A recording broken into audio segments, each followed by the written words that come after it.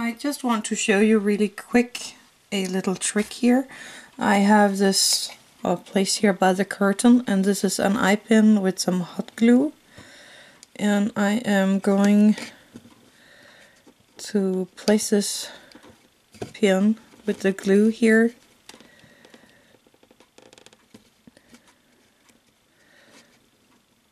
by the curtain, just like that, so you don't notice it that much. And then I have this thin string here that I'm just going to pop through the eye of this eye pin, and then I can make a nice bow here, and my curtains are really nicely tight by this window, so that my girl can look through the window.